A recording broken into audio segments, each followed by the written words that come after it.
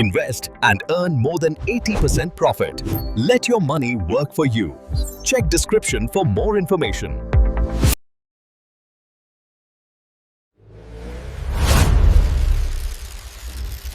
Hi audience, welcome to Hollywood Yatra YouTube channel. ಇವತ್ತು ನಾವು explain ಮಾಡ್ತಿರೋ ಸಿನಿಮಾ ದಿ ಸ್ಲೀಪಿಂಗ್ ಡಿಕ್ಷನರಿ. ಇದು ಒಂದು ರೊಮ್ಯಾಂಟಿಕ್ ಕಾಮಿಡಿ ಸಿನಿಮಾ. ಈ ಸಿನಿಮಾ ರಿಲೀಸ್ ಆಗಿರೋದು 2003. ಈ ಸಿನಿಮಾನ ಡೈರೆಕ್ಟ್ ಮಾಡಿರೋದು ಗೈ ಜೆನ್ಕಿನ್ ಹಾಗೂ ಲೀಡ್ ರೋಲಲ್ಲಿ ಇರೋದು ಜೆಸಿಕಾ ಆಲ್ಬಾ, ಬ್ರೆಂಡಾ ಬ್ಲೆತಿನ್, ಹ್ಯೂ ಡ್ಯಾನ್ಸಿ. ಇದು ಫ್ಯಾಮಿಲಿ ಜೊತೆ ನೋಡೋ ಸಿನಿಮಾ ಅಲ್ಲ. ನಮಸ್ಕಾರ ಗೆಳೆಯರೇ, ಹಾಲಿವುಡ್ ಯಾತ್ರಾಗೆ ನಿಮಗೆಲ್ಲರಿಗೂ ಸುಸ್ವಾಗತ.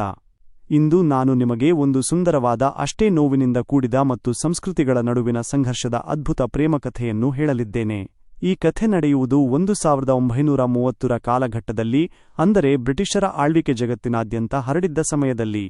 ಬ್ರಿಟಿಷ್ ಸಾಮ್ರಾಜ್ಯವು ಕೇವಲ ಭೂಮಿಯನ್ನು ಆಳುತ್ತಿರಲಿಲ್ಲ, ಜನರ ಆಚಾರ ವಿಚಾರಗಳನ್ನು ಬದಲಿಸಲು ಪ್ರಯತ್ನಿಸುತ್ತಿತ್ತು. ಅಂತಹ ಒಂದು ಪ್ರಯತ್ನದಲ್ಲಿ ಸಿಲುಕಿದ ಒಬ್ಬ ಯುವಕ ಮತ್ತು ಒಬ್ಬ ಅಪ್ರತಿಮ ಸುಂದರಿಯ ಕಥೆ ಇದು. ವಿಡಿಯೋವನ್ನು ಕೊನೆಯವರೆಗೂ ನೋಡಿ, ಯಾಕೆಂದರೆ ಈ ಕಥೆಯ ಅಂತ್ಯ ನಿಮ್ಮ ಕಣ್ಣಾಲಿಗಳನ್ನು ಒದ್ದೆ ಮಾಡಬಹುದು. ಬ್ರಿಟಿಷ್ ಅಧಿಕಾರಿಯ ಆಗಮನ. ಕಥೆಯ ನಾಯಕ ಜಾನ್ ಟ್ರೂಸ್ಕಾಟ್ ಒಬ್ಬ ಯುವ ಬ್ರಿಟಿಷ್ ಅಧಿಕಾರಿ. ಬ್ರಿಟಿಷ್ ಸರ್ಕಾರ ಅವನನ್ನು ಇಂಗ್ಲೆಂಡ್ನಿಂದ ಮಲೇಷ್ಯಾದ ಸಾರವಾಕ್ ಎಂಬ ಅತ್ಯಂತ ದುರ್ಗಮ ಮತ್ತು ಕಾಡಿನ ಮಧ್ಯೆ ಇರುವ ಹಳ್ಳಿಗೆ ಕಳುಹಿಸುತ್ತದೆ. ಅಲ್ಲಿನ ಇಬಾನ್ ಎಂಬ ಬುಡಕಟ್ಟು ಜನರಿಗೆ ಇಂಗ್ಲಿಷ್ ಕಲಿಸುವುದು, ಅವರಿಗೆ ಪಾಶ್ಚಿಮಾತ್ಯ ನಾಗರಿಕತೆಯನ್ನು ಪರಿಚಯಿಸುವುದು ಅವನ ಜವಾಬ್ದಾರಿ. ಆದರೆ ಗೆಳೆಯರೇ, ನೀವೇ ಯೋಚಿಸಿ, ಲಂಡನ್ನಂತಹ ಸುಸಜ್ಜಿತ ನಗರದಲ್ಲಿ ಬೆಳೆದ ಹುಡುಗನಿಗೆ ಈ ದಟ್ಟ ಅಡವಿ ಹೇಗನ್ನಿಸಿರಬಹುದು? ಜಾನ್ಗೆ ಈ ಪ್ರಯಾಣ ತನ್ನ ಬದುಕನ್ನೇ ಬುಡಮೇಲು ಮಾಡುತ್ತದೆ ಎಂಬ ಸಣ್ಣ ಸುಳಿವು ಕೂಡ ಇರುವುದಿಲ್ಲ. ಜಾನ್ನನ್ನು ಸ್ವಾಗತಿಸಲು ಬೆಲ್ಲಿನ್ಸೈ ಎಂಬ ಸ್ಥಳೀಯ ವ್ಯಕ್ತಿ ಬರುತ್ತಾನೆ. ಅವನು ಬ್ರಿಟಿಷರ ಬಳಿ ಕೆಲಸ ಮಾಡಿ ಸ್ವಲ್ಪ ಇಂಗ್ಲಿಷ್ ಕಲಿತಿರುತ್ತಾನೆ. ಬೆಲ್ಲಿನ್ಸೈ ಜಾನ್ನನ್ನು ಅಲ್ಲಿನ ಜಿಲ್ಲಾಧಿಕಾರಿ ಹೆನ್ರಿಯ ಬಳಿ ಕರೆದೊಯ್ಯುತ್ತಾನೆ. ಹೆನ್ರಿ ಬಹಳ ವರ್ಷಗಳಿಂದ ಅಲ್ಲಿಯೇ ಇದ್ದು ಬ್ರಿಟಿಷ್ ಸರ್ಕಾರದ ಪರವಾಗಿ ಎಲ್ಲವನ್ನೂ ನಿಭಾಯಿಸುತ್ತಿರುತ್ತಾನೆ. ಹೆನ್ರಿ ಕುತೂಹಲದಿಂದ ಕೇಳುತ್ತಾನೆ, ಜಾನ್, ನಿನಗೆ ಬೇಕಾದ ಕಡೆ ಕೆಲಸ ಸಿಗುತ್ತಿತ್ತು, ಆದರೆ ಈ ಕಾಡಿನ ಮಧ್ಯದ ಹಳ್ಳಿಯನ್ನೇ ಏಕೆ ಆರಿಸಿಕೊಂಡೆ? ಅದಕ್ಕೆ ಜಾನ್ ಹೆಮ್ಮೆಯಿಂದ ಹೇಳುತ್ತಾನೆ, ನನ್ನ ತಂದೆ ಇಲ್ಲಿ ಬಹಳ ವರ್ಷಗಳ ಹಿಂದೆ ಕೆಲಸ ಮಾಡಿದ್ದರು. ಅವರ ನೆನಪು ಇಲ್ಲಿದೆ. ಅವರು ಈಗ ಬದುಕಿಲ್ಲ. 2 ವರ್ಷಗಳ ಹಿಂದೆಯಷ್ಟೇ ನನ್ನ ತಾಯಿಯೂ ತೀರಿಹೋದರು. ನಾನು ಅವರಂತೆಯೇ ಒಬ್ಬ ದಕ್ಷ ಅಧಿಕಾರಿಯಾಗಲು ಇಲ್ಲಿಗೆ ಬಂದಿದ್ದೇನೆ. ಮರುದಿನ ಬೆಲ್ಲಿನ್ಸೈ ಜಾನ್ನನ್ನು ಒಂದು ಸಣ್ಣ ದೋಣಿಯಲ್ಲಿ ಹಳ್ಳಿಗೆ ಅಲ್ಲಿ ಹಳ್ಳಿಯ ನಾಯಕ ಜೊತೆಗೆ ಬೆಲ್ಲಿನ್ಸೈನ ತಂದೆ ಕೂಡ ಜಾನ್ನನ್ನು ಸ್ವಾಗತಿಸುತ್ತಾರೆ. ಅತಿಥಿ ಸತ್ಕಾರದ ಭಾಗವಾಗಿ ಅವರು ಒಂದು ಸ್ಥಳೀಯ ಪಾನೀಯವನ್ನು ನೀಡುತ್ತಾರೆ. ಅದನ್ನು ನೋಡಿದ ಜಾನ್ಗೆ ಕುಡಿಯಲು ಮನಸ್ಸಿರುವುದಿಲ್ಲ. ಆದರೆ ಬೆಲ್ಲಿನ್ಸೈ ಮೆಲ್ಲಗೆ ಕಿವಿಮಾತು ಹೇಳುತ್ತಾನೆ, ಜಾನ್, ಇದನ್ನು ನಿರಾಕರಿಸಿದರೆ ನಮ್ಮ ಜನರಿಗೆ ಅವಮಾನ ಮಾಡಿದಂತೆ. ವಿಧಿಯಿಲ್ಲದೆ ಜಾನ್ ಅದನ್ನು ಕುಡಿಯುತ್ತಾನೆ. ಆಗ ಶುರುವಾಗುತ್ತದೆ ಒಂದು ಅದ್ಭುತ ಸಾಂಸ್ಕೃತಿಕ ನೃತ್ಯ. ಅಲ್ಲಿಗೆ ಬರುತ್ತಾಳೆ ಸೆಲ್ಮಾ. ಮಿಂಚಿನಂತಹ ಕಣ್ಣುಗಳು, ಸುಂದರವಾದ ಮೈಕಟ್ಟು ಮತ್ತು ಅದ್ಭುತವಾಗಿ ನರ್ತಿಸುವ ಸೆಲ್ಮಾಳನ್ನು ನೋಡಿದ ಜಾನ್ ತನ್ನನ್ನು ತಾನು ಮರೆಯುತ್ತಾನೆ. ಆಕೆಯ ಸೌಂದರ್ಯಕ್ಕೆ ಅವನು ಮಾರುಹೋಗುತ್ತಾನೆ. ನೃತ್ಯ ಮುಗಿದ ಮೇಲೆ ಗ್ರಾಮಸ್ಥರು ಜಾನ್ಗೆ ಏನಾದರೂ ಮಾಡಲು ಹೇಳುತ್ತಾರೆ. ಜಾನ್ ಅಮಾಯಕನಂತೆ ಎದ್ದು ನಿಂತು ಒಂದು ಇಂಗ್ಲಿಷ್ ಕವಿತೆಯನ್ನು ವಾಚಿಸುತ್ತಾನೆ. ಆದರೆ ಪಾಪ, ಅಲ್ಲಿರುವ ಯಾರಿಗೂ ಇಂಗ್ಲಿಷ್ ಅರ್ಥವಾಗುವುದಿಲ್ಲ. ಎಲ್ಲರೂ ಆಕಳಿಸಲು ಶುರು ಮಾಡುತ್ತಾರೆ. ಪರಿಸ್ಥಿತಿಯನ್ನು ನಿಭಾಯಿಸಲು ಜಾನ್ ಕೂಡ ಬೆಲ್ಲಿನ್ಸೈ ಜೊತೆ ವಿಚಿತ್ರವಾಗಿ ಕುಣಿಯಲು ಆರಂಭಿಸುತ್ತಾನೆ. ಇಡೀ ಗ್ರಾಮವೇ ನಗೆಗಡಲಲ್ಲಿ ತೇಲುತ್ತದೆ.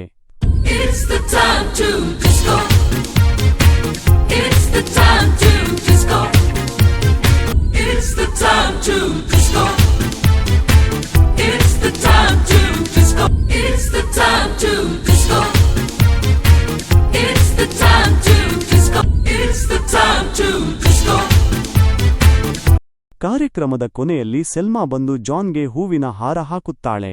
ಜಾನ್ಗೆ ಇದೆಲ್ಲ ವಿಚಿತ್ರ ಎನ್ನಿಸಿದರೂ ಅವನ ಮನಸ್ಸಿನಲ್ಲಿ ಆಕೆಯ ಬಗ್ಗೆ ಒಂದು ಸಣ್ಣ ಸೆಳೆತ ಶುರುವಾಗಿರುತ್ತದೆ. ದಿ ಸ್ಲೀಪಿಂಗ್ ಡಿಕ್ಷನರಿ ಬೆಲ್ಲಿ ಬೀಳಿಸುವ ಸತ್ಯ. ರಾತ್ರಿ ಜಾನ್ ಕುಡಿದ ಪಾನೀಯದ ಅಮಲು ಏರುತ್ತದೆ. ಅವನಿಗೆ ತಲೆ ಸುತ್ತಿದಂತಾಗುತ್ತದೆ. ಅರೆಬರೆ ಪ್ರಜ್ಞೆಯಲ್ಲಿ ಹೊರಗೆ ಬಂದಾಗ ಗ್ರಾಮಸ್ಥರು ಯಾರದ್ದೋ ಕತ್ತರಿಸಿದ ತಲೆಯನ್ನು ಹಿಡಿದು ಹೋಗುತ್ತಿರುವುದನ್ನು ಕಂಡು ಜಾನ್ ಬೆಚ್ಚಿಬಿಡುತ್ತಾನೆ. ಮರುದಿನ ಬೆಳಿಗ್ಗೆ ಗಾಬರಿಯಿಂದ ಹೆನ್ರಿ ಬಳಿ ಹೋಗಿ ಇದೆಲ್ಲ ಏನು ಎಂದು ಕೇಳುತ್ತಾನೆ. ಹೆನ್ರಿ ಶಾಂತವಾಗಿ ಹೇಳುತ್ತಾನೆ, ಜಾನ್, ಇಲ್ಲಿನ ನಿಯಮಗಳೇ ಬೇರೆ. ಚೀನಿ ನುಸುಳುಕೋರರನ್ನು ಕೊಲ್ಲಲು ಬರೀ 80% ರಿಟರ್ನ್ಸ್ ಮಾತ್ರವಲ್ಲ, ಸುರಕ್ಷಿತ ಹೂಡಿಕೆಯ ಅವಕಾಶ. ಶ್ರೀರಾಮ್ ಫೈನಾನ್ಸ್ ವತಿಯಿಂದ ಮಿಸ್ ಮಾಡಬೇಡಿ. ಡಿಸ್ಕ್ರಿಪ್ಷನ್ ಅಲ್ಲಿ ಲಿಂಕ್ ಕ್ಲಿಕ್ ಮಾಡಿ ವಿವರ ನೋಡಿ. ಇವರಿಗೆ ಅನುಮತಿ ಇದೆ. ನೀನು ಇದೆಲ್ಲವನ್ನೂ ನೋಡಿ ಕಲಿಯಬೇಕು. ಅಷ್ಟರಲ್ಲಿ ಅಲ್ಲಿಗೆ ಸೆಲ್ಮಾ ಬರುತ್ತಾಳೆ. ಹೆನ್ರಿ ಒಂದು ಆಘಾತಕಾರಿ ವಿಷಯ ತಿಳಿಸುತ್ತಾನೆ. ಜಾನ್, ಇಂದಿನಿಂದ ಸೆಲ್ಮಾ ನಿನ್ನ ಜೊತೆಗೆ ಇರುತ್ತಾಳೆ. ಅವಳು ನಿನಗೆ ಭಾಷೆ ಕಲಿಸುತ್ತಾಳೆ. ಅವಳು ನಿನ್ನ ಮನೆಯಲ್ಲಿ ಹೆಂಡತಿಯಂತೆಯೇ ಇರಬೇಕು. ದೈಹಿಕ ಸಂಬಂಧಕ್ಕೂ ಇಲ್ಲಿ ಅವಕಾಶವಿದೆ. ಜಾನ್ ಗಾಬರಿಯಾಗಿ ಇದೇನಿದು ಎನ್ನುತ್ತಾನೆ. ಆಗ ಹೆನ್ರಿ ವಿವರಿಸುತ್ತಾನೆ, ಇದನ್ನು ನಾವು ಸ್ಲೀಪಿಂಗ್ ಡಿಕ್ಷನರಿ ಎನ್ನುತ್ತೇವೆ. ಅಂದರೆ ಮಲಗುತ್ತಾ ಭಾಷೆ ಕಲಿಸುವ ನಿಘಂಟು. ಇವಳ ತಾಯಿ ಕೂಡ ಸ್ಲೀಪಿಂಗ್ ಡಿಕ್ಷನರಿ ಆಗಿದ್ದಳು ಮತ್ತು ಸೆಲ್ಮಾ ಕೂಡ ಇದಕ್ಕೆ ಒಪ್ಪಿದ್ದಾಳೆ. ಜಾನ್, ಇದು ತಪ್ಪು, ನಾನು ಇದನ್ನು ಮಾಡಲಾರೆ ಎಂದು ಕೂಗಾಡುತ್ತಾನೆ. ಆದರೆ ಹೆನ್ರಿ ಎಚ್ಚರಿಸುತ್ತಾನೆ, ಇದು ಅವರ ಸಂಸ್ಕೃತಿ, ನೀನು ಇದನ್ನು ಪಾಲಿಸಲೇಬೇಕು. ಪ್ರೀತಿ ಮತ್ತು ಸಂಘರ್ಷ. ಆ ರಾತ್ರಿ ಜಾನ್ ಮತ್ತು ಸೆಲ್ಮಾ ಹಳೆಯ ಮನೆಯೊಂದರಲ್ಲಿ ಒಟ್ಟಿಗೆ ಇರುತ್ತಾರೆ. ಸೆಲ್ಮಾ ಜಾನ್ಗೆ ಹತ್ತಿರವಾಗಲು ಪ್ರಯತ್ನಿಸಿದಾಗ ಜಾನ್ ಆಕೆಯನ್ನು ತಡೆಯುತ್ತಾನೆ. ನನ್ನ ದೇಶದಲ್ಲಿ ಇಂತಹ ಸಂಬಂಧಗಳನ್ನು ತಪ್ಪು ಎನ್ನುತ್ತಾರೆ ಎಂದು ವಿವರಿಸುತ್ತಾನೆ. ಸೆಲ್ಮಾ ಮೌನವಾಗಿ ನಿದ್ದೆ ಮಾಡುತ್ತಾಳೆ. ಜಾನ್ಗೆ ಆಕೆಯ ಮೇಲೆ ಗೌರವವಿದ್ದರೂ ತನ್ನ ತತ್ವಗಳು ಅವನನ್ನು ತಡೆಯುತ್ತಿರುತ್ತವೆ. ಕೆಲವು ದಿನಗಳ ನಂತರ ಜಾನ್ ಹಳ್ಳಿಯ ಜೀವನಕ್ಕೆ ಒಗ್ಗಿಕೊಳ್ಳಲು ಪ್ರಯತ್ನಿಸುತ್ತಾನೆ. ಒಂದು ದಿನ ಬೆಲ್ಲಿನ್ಸೈ ಒಂದು ಚೀಲ ಹಿಡಿದು ಬಂದು ಜಾನ್ನನ್ನು ಹೆದರಿಸುತ್ತಾನೆ. ಅದರಲ್ಲಿ ಕತ್ತರಿಸಿದ ತಲೆ ಇದೆ ಎಂದು ಹೇಳುತ್ತಾನೆ. ಜಾನ್ ಹೆದರುತ್ತಾನೆ, ಆದರೆ ಕೊನೆಗೆ ಗೊತ್ತಾಗುತ್ತದೆ ಅದರಲ್ಲಿ ಕೇವಲ ಪ್ರಾಣಿಯ ತಲೆ ಇತ್ತು ಎಂದು. ಎಲ್ಲರೂ ಜಾನ್ನನ್ನು ನೋಡಿ ನಗುತ್ತಾರೆ. ಇದೆಲ್ಲದರ ನಡುವೆ ಜಾನ್ ಮತ್ತು ಸೆಲ್ಮಾ ನಡುವೆ ಒಂದು ಸುಂದರ ಸ್ನೇಹ ಚಿಗುರುತ್ತದೆ. ಜಾನ್ ಒಂದು ದಿನ ನೀರಿನ ಅಡಿಯಲ್ಲಿ ಉಸಿರು ಹಿಡಿದು ನಿಲ್ಲುವ ಸ್ಪರ್ಧೆಯಲ್ಲಿ ಭಾಗವಹಿಸಿ ಗೆಲ್ಲುತ್ತಾನೆ. ಅವನು ಆಮ್ಲಜನಕದ ಸಿಲಿಂಡರ್ ಬಳಸಿ ಮೋಸ ಮಾಡಿದ್ದರೂ ಗ್ರಾಮಸ್ಥರಿಗೆ ಮತ್ತು ಸೆಲ್ಮಾಗೆ ಅವನ ಮೇಲೆ ತುಂಬಾ ಗೌರವ ಹೆಚ್ಚಾಗುತ್ತದೆ. ಮರೆಯಲಾಗದ ಪ್ರೇಮ. ಒಂದು ರಾತ್ರಿ ಸೆಲ್ಮಾ ಜಾನ್ಗೆ ಭಾಷೆ ಕಲಿಸುತ್ತಾ ಪ್ರೀತಿಯಿಂದ ಮಾತನಾಡುತ್ತಾಳೆ. ಜಾನ್ ತನ್ನ ಭಾವನೆಗಳನ್ನು ಹತ್ತಿಕ್ಕಲು ಸಾಧ್ಯವಾಗದೆ ಸೆಲ್ಮಾಳನ್ನು ಅಪ್ಪಿಕೊಳ್ಳುತ್ತಾನೆ. ಜಾನ್ ಬರೀ ಭಾಷೆ ಕಲಿಯಲು ಬಂದವನು ಈಗ ಪ್ರೀತಿಯ ಪಾಠವನ್ನು ಕಲಿಯುತ್ತಿದ್ದಾನೆ. ಆದರೆ ಸೆಲ್ಮಾಗೆ ಒಂದು ಭಯವಿರುತ್ತದೆ. ಪ್ರತಿ ರಾತ್ರಿ ಅವಳು ಜಾನ್ನ ಜೊತೆ ಮಲಗಿದರೂ ಬೆಳಿಗ್ಗೆ ಬೇಗ ಎದ್ದು ಹೋಗುತ್ತಿರುತ್ತಾಳೆ.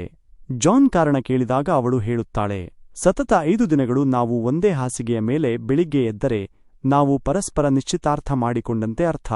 ನೀನು ಇದಕ್ಕೆ ಸಿದ್ಧನಿಲ್ಲ ಎಂದು ನನಗೆ ಗೊತ್ತು. ಜಾನ್ಗೆ ಅರಿವಾಗುತ್ತದೆ ಸೆಲ್ಮಾ ಎಷ್ಟು ಬುದ್ಧಿವಂತೆ ಮತ್ತು ಸಂವೇದನಾಶೀಲಳು ಎಂದು. ಕರಾಳ ಸತ್ಯ ಮತ್ತು ಅನಿರೀಕ್ಷಿತ ತಿರುವು. ಕಥೆ ಇಲ್ಲಿಗೆ ಮುಗಿಯುವುದಿಲ್ಲ ಗೆಳೆಯರೇ. ಜಾನ್ ಮತ್ತು ಸೆಲ್ಮಾ ಕಾಡಿನಲ್ಲಿ ಸಂಚರಿಸುತ್ತಿರುವಾಗ ಒಂದು ಭೀಕರ ದೃಶ್ಯವನ್ನು ನೋಡುತ್ತಾರೆ. ಕೆಲವು ಬ್ರಿಟಿಷರು ಗುಟ್ಟಾಗಿ ಬೆಳ್ಳಿ ಗಣಿಗಾರಿಕೆ ಮಾಡುತ್ತಿರುತ್ತಾರೆ. ಅವರು ಆ ಪ್ರದೇಶವನ್ನು ಖಾಲಿ ಮಾಡಲು ಸ್ಥಳೀಯರ ಅಕ್ಕಿಯಲ್ಲಿ ವಿಷ ಹಾಕುತ್ತಿರುತ್ತಾರೆ. ಇದರಿಂದ ಜನರು ಸಾಯುತ್ತಿರುತ್ತಾರೆ. ಜಾನ್ ಈ ಅನ್ಯಾಯವನ್ನು ಸಹಿಸುವುದಿಲ್ಲ. ಅವನು ಗ್ರಾಮಸ್ಥರನ್ನು ಒಗ್ಗೂಡಿಸಿ ಆ ಬ್ರಿಟಿಷ್ ದುಷ್ಟರ ಮೇಲೆ ದಾಳಿ ಮಾಡಿ ಅವರನ್ನು ಸೋಲಿಸುತ್ತಾನೆ. ಆದರೆ ಈ ವಿಷಯ ಜಿಲ್ಲಾಧಿಕಾರಿ ಹೆನ್ರಿಗೆ ಇಷ್ಟವಾಗುವುದಿಲ್ಲ. ಅವನು ಜಾನ್ನನ್ನು ಮರಳಿ ಇಂಗ್ಲೆಂಡ್ಗೆ ಹೋಗುವಂತೆ ಒತ್ತಾಯಿಸುತ್ತಾನೆ. ಜಾನ್ ತಾನು ಸೆಲ್ಮಾಳನ್ನು ಪ್ರೀತಿಸುತ್ತಿರುವುದಾಗಿ ಮತ್ತು ಮದುವೆಯಾಗುವುದಾಗಿ ಹೇಳಿದಾಗ ಹೆನ್ರಿ ಕೋಪಗೊಳ್ಳುತ್ತಾನೆ. ನೀನು ಅವಳನ್ನು ಮದುವೆಯಾದರೆ ಬ್ರಿಟಿಷ್ ಸರ್ಕಾರ ನಿನ್ನನ್ನು ಬಂಧಿಸುತ್ತದೆ ಎಂದು ಹೆದರಿಸುತ್ತಾನೆ. ಅಂತಿಮವಾಗಿ ಜಾನ್ ಅಸಹಾಯಕನಾಗಿ ಇಂಗ್ಲೆಂಡ್ಗೆ ಹಿಂತಿರುಗಬೇಕಾಗುತ್ತದೆ. ಅಲ್ಲಿ ಅವನು ಹೆನ್ರಿಯ ಮಗಳು ಸಿಸಿಲ್ ಎಂಬಾಕೆಯನ್ನು ಮದುವೆಯಾಗುತ್ತಾನೆ. ಕ್ಲೈಮ್ಯಾಕ್ಸ್. ಪ್ರೀತಿಯ ಗೆಲುವು. 1 ವರ್ಷದ ನಂತರ ಜಾನ್ ಮತ್ತೆ ಮಲೇಷ್ಯಾಕ್ಕೆ ಬರುತ್ತಾನೆ. ಆಗ ಅವನಿಗೆ ತಿಳಿಯುತ್ತದೆ ಸೆಲ್ಮಾಗೆ ಒಬ್ಬ ಮಗನಿದ್ದಾನೆ ಮತ್ತು ಆ ಮಗ ಜಾನ್ನ ಹೋಲಿಕೆಯನ್ನು ಹೊಂದಿದ್ದಾನೆ ಎಂದು. ಜಾನ್ಗೆ ತಾನು ಅಪ್ಪನಾಗಿದ್ದೇನೆ ಎಂಬ ಸತ್ಯ ಅರಿವಾಗುತ್ತದೆ. ಅವನು ಸೆಲ್ಮಾಳನ್ನು ಭೇಟಿಯಾದಾಗ ಹೆನ್ರಿ ಒಂದು ದೊಡ್ಡ ರಹಸ್ಯವನ್ನು ಬಿಚ್ಚಿಡುತ್ತಾನೆ. ಸೆಲ್ಮಾ ಬೇರೆ ಯಾರೂ ಅಲ್ಲ, ನನ್ನದೇ ಮಗಳು. ನಾನು ಕೂಡ ಒಬ್ಬ ಸ್ಲೀಪಿಂಗ್ ಡಿಕ್ಷನರಿ ಜೊತೆ ಸಂಬಂಧ ಹೊಂದಿದ್ದೆ ಎಂದು ಭಾವುಕನಾಗಿ ಹೇಳುತ್ತಾನೆ. ಜಾನ್ ತನ್ನ ಪತ್ನಿ ಸಿಸಿಲ್ಗೆ ಎಲ್ಲವನ್ನೂ ವಿವರಿಸುತ್ತಾನೆ. ಸಿಸಿಲ್ ಬಹಳ ದೊಡ್ಡ ಮನಸ್ಸು ಮಾಡಿ ಜಾನ್ನನ್ನು ಸೆಲ್ಮಾಳ ಬಳಿ ಹೋಗಲು ಅನುಮತಿಸುತ್ತಾಳೆ. ಕಥೆಯ ಕೊನೆಯಲ್ಲಿ ನೆವಿಲ್ಲೆ ಎಂಬ ದುಷ್ಟ ಅಧಿಕಾರಿ ಸೆಲ್ಮಾಳನ್ನು ಹಿಂಸಿಸಲು ಬಂದಾಗ ಜಾನ್ ಮತ್ತು ಗ್ರಾಮಸ್ಥರು ಸೇರಿ ಅವನನ್ನು ಮಟ್ಟಹಾಕುತ್ತಾರೆ. ಜಾನ್ ತನ್ನ ಲಂಡನ್ ಜೀವನವನ್ನು ಐಷಾರಾಮಿ ಬದುಕನ್ನು ತ್ಯಜಿಸಿ ಸೆಲ್ಮಾ ಮತ್ತು ತನ್ನ ಮಗನ ಜೊತೆ ಆ ಕಾಡಿನ ಹಳ್ಳಿಯಲ್ಲೇ ಶಾಶ್ವತವಾಗಿ ಉಳಿಯಲು ನಿರ್ಧರಿಸುತ್ತಾನೆ. ಉಪಸಂಹಾರ. ನೋಡಿದಿರಲ್ಲ ಗೆಳೆಯರೇ, ಪ್ರೀತಿ ಎಂಬುದು ಭಾಷೆ, ಸಂಸ್ಕೃತಿ ಮತ್ತು ದೇಶಗಳ ಎಲ್ಲೆ ಮೀರಿ ಬೆಳೆಯುತ್ತದೆ ಎಂಬುದಕ್ಕೆ ಈ ಕಥೆಯೇ ಸಾಕ್ಷಿ. ಜಾನ್ ತನ್ನ ನಾಗರಿಕ ಪ್ರಪಂಚಕ್ಕಿಂತ ಪ್ರೀತಿಯ ಪ್ರಪಂಚವೇ ಶ್ರೇಷ್ಠ ಎಂದು ಸಾಬೀತುಪಡಿಸಿದ. ಈ ವಿಡಿಯೋ ನಿಮಗೆ ಇಷ್ಟವಾಗಿದ್ದರೆ ದಯವಿಟ್ಟು ಹಾಲಿವುಡ್ ಯಾತ್ರಾ ಚಾನೆಲ್ಗೆ ಸಬ್ಸ್ಕ್ರೈಬ್ ಮಾಡಿ ಮತ್ತು ನಿಮ್ಮ ಗೆಳೆಯರೊಂದಿಗೆ ಹಂಚಿಕೊಳ್ಳಿ. ಮುಂದಿನ ವಿಡಿಯೋದಲ್ಲಿ ಮತ್ತೊಂದು ಇಂತಹದ್ದೇ ರೋಚಕ ಕಥೆಯೊಂದಿಗೆ ಸಿಗೋಣ. ಧನ್ಯವಾದಗಳು. Thanks for watching. ಇದೇ ಥರ ಸಿನಿಮಾ ಎಕ್ಸ್ಪ್ಲನೇಷನ್ ಬೇಕಾದಲ್ಲಿ ಕಾಮೆಂಟ್ ಮಾಡಿ. ವಿಡಿಯೋ ಇಷ್ಟ ಆಗಿದಲ್ಲಿ ಲೈಕ್, ಶೇರ್ ಆ್ಯಂಡ್ ಕಾಮೆಂಟ್ ಮಾಡಿ and subscribe for more. Would you like?